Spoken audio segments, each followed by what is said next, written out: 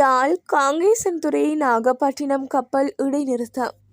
நாகப்பட்டினத்துக்கும் காங்கேசன்துறைக்கும் இடையிலான கப்பல் போக்குவரத்து இடைநிறுத்தப்பட்டமையினால் 103 பயணிகள் அவதிக்குள்ளாகியுள்ளனர். கப்பலில் போதியளவு எரிபொருளின்மை காரணமாக நாகப்பட்டினத்துக்கும் காங்கேசன்துறைக்கும் இடையிலான கப்பல் போக்குவரத்து திடீரென இடைநிறுத்தப்பட்டது. இதன் காரணமாக கப்பலில் ஏறியிருந்த பயணிகள் கப்பலிலிருந்து திருப்பி அனுப்பப்பட்டதுடன் பயணிகளுக்கு வழங்கப்படும் பயணச்சீட்டுகளை வேறு திகதிக்கு வழங்க அதிகாரிகள் நடவடிக்கை எடுத்துள்ளதாகவும் தெரிவிக்கப்படுகிறது. இன்றைய வானிலை முன்னறிவித்தல். மேல் சப்ரகமுவ மற்றும் வடமேல் மாகாணங்களிலும் கண்டி நுவரெலியா காலி மற்றும் மாத்தறை மாவட்டங்களிலும் பல தடவைகள் மழை பெய்யும் என தெரிவிக்கப்பட்டுள்ளது.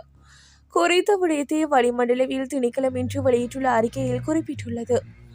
ஊவா மாகாணத்திலும் மட்டக்களப்பு மற்றும் அம்பாறை மாவட்டங்களிலும் ஒரு சில இடங்களில் மாலை அல்லது இரவு வேளையில் மழை அல்லது இடியுடன் கூடிய மழை பெய்யக்கூடும். மத்திய மலைநாட்டின் மேற்கு சரிவுகளிலும் வடக்கு வடமத்திய மற்றும் வடமேற்கு மாகாணங்களிலும் அம்பாந்தோட்டை மற்றும் திருகோணமலை மாவட்டங்களிலும் அவ்வப்போது மணித்தியாலத்துக்கு 35 தொடக்கம் 45 கிலோமீட்டர் வேகத்திலும் பலத்த காற்று வீசக்கூடும் என தெரிவிக்கப்படுகிறது. கனடாவில் அதிகரித்துள்ள வாடகை மோசடிகள். கனடா முழுவதிலும் இணைய வழியிலான வாடகை மோசடிகள் அதிகரித்துள்ளதாக உள்நாட்டு மோசடி தவிர்ப்பு நிலையம் தெரிவித்துள்ளது.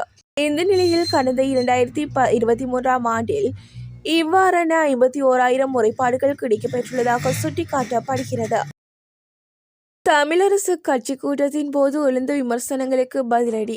சஜித் பிரேமதாசவை ஆதரிப்பது என எடுத்த தீர்மானம் முறைப்படி எடுக்கப்பட்டது என தமிழரசு கட்சியின் முக்கியஸ்தரும் வடக்கு மாகாண சபையின் அவைத் தலைவருமான சிவஞானம் தெரிவித்தார். யாழில் நேற்று இடம்பெற்ற ஊடகவியலாளர் சந்திப்பிலே இவ்வாறு கூறினார்.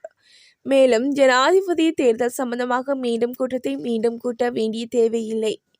கூட்டம் நடைபெற்று தீர்மானம் எடுக்கப்பட்டுள்ளது. கட்சியில் அவர் இவர் என பார்த்து கொண்டு இருந்தால் கூட்டத்தை நடத்த முடியாது.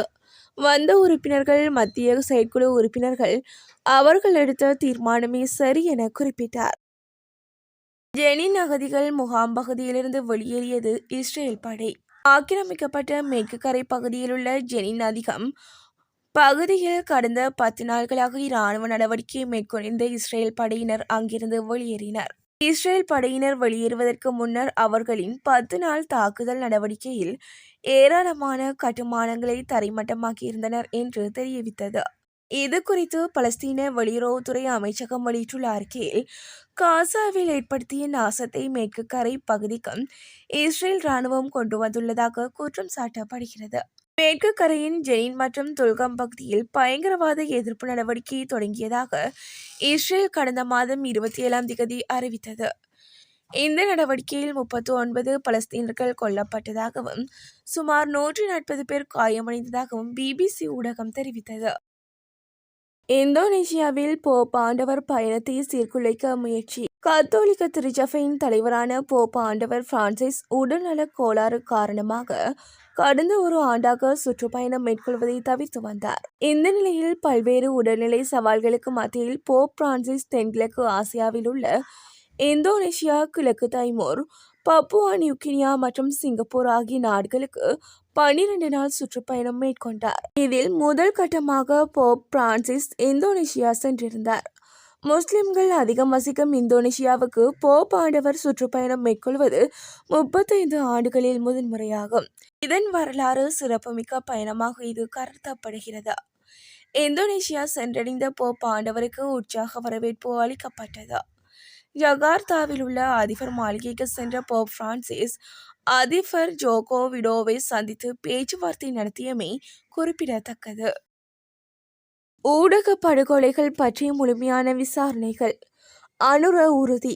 இலங்கையில் பல்வேறு ஊடகங்களுக்கு எதிராக மேற்கொள்ளப்பட்ட தாக்குதல்கள், ஊடகவியலாளர்கள் படுகொலை செய்யப்பட்டமை என்பன தொடர்பில் முழுமையான விசாரணைகள் மேற்கொள்ளப்படும் என்று தேசிய மக்கள் சக்தியின் ஜனாதிபதி வேட்பாளர் அனுரகுமார திசாநாயக்க தெரிவித்தார். தேர்தல் பரப்புரைகளுக்காக வடக்கு மாகாணத்துக்கு வருகை தந்த அவர் ஊடகவியலாளர்களிடம் கருத்துரைக்கும் போதே மேற்கண்டவாறு கூறினார். மேலும் ஊடகவியலாளர்கள் படுகொலைகள் மற்றும் ஊடக நிறுவனங்கள் மீதான தாக்குதல்கள் குறித்து நீதி நிலைநாட்டப்படும் என்பதில் நான் மிக ஆழமாக உறுதியுடன் உள்ளேன். இந்த குற்றங்கள் நிகழ்ந்து எத்தனை வருடங்கள் கடந்திருந்தாலும் நிச்சயமாக நீதி என்பது நிலைநாட்டப்பட்டே தீரும். அனைத்து வழக்குகள் தொடர்பிலும் நான் தீர்க்கமாக விசாரிப்பேன் என தெரிவித்தார்.